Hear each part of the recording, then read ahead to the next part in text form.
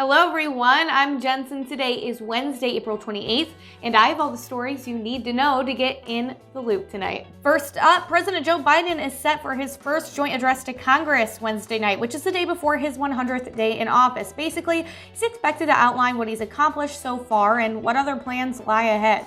And one of the big topics will be the president's American Families Plan, a $1.8 trillion investment into children, families, and education.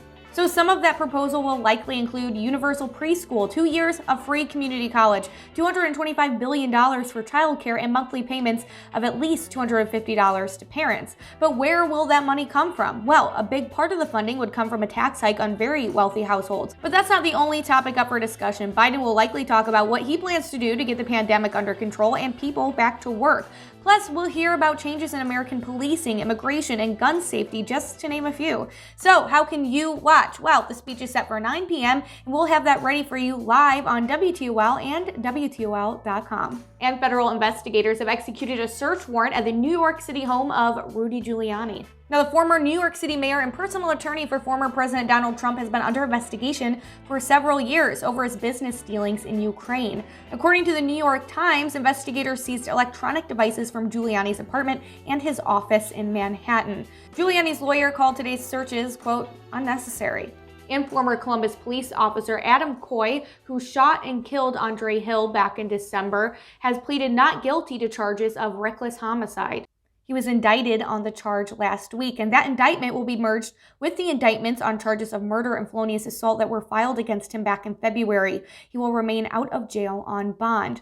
Back on December 22nd of last year, Coy and another officer were responding to a report of a suspicious vehicle on Oberlin Drive. Neither officer turned on their body cams, but a 60-second rollback with no audio captured Coy approaching an open garage with Hill inside. Hill emerged from around a vehicle with a cell phone in his left hand. His right hand was not visible. Seconds later, Coy removed his gun and fired it at Hill. Hill was taken to a hospital where he later died. And John Eichner, husband of Amber Eichner, is being charged with her murder after a body believed to be Amber's was found buried in a yard in South Toledo. Amber Eichner, a 34-year-old mother of 4 from Genoa, went missing on April 14th. It's reported that Amber has full custody of her 4 girls. Her estranged husband, John, dropped off the girls at a family member's home in Tennessee on April 21st. Then on April 23rd, Amber's cell phone pinged a tower in Cleveland, Tennessee at 1:45 p.m., and then again less than 2 hours later at a tower west of the city. If you have any information on Amber's disappearance, call the Genoa Police Department at 419-855-7717. You can see that number on your screen right now. The warmer temperatures stuck around today, but the sun did not. So let's see what's up with our forecast with our first alert weather team. Tonight, expect downpours and isolated thunder showers. 52 will be the low temperature.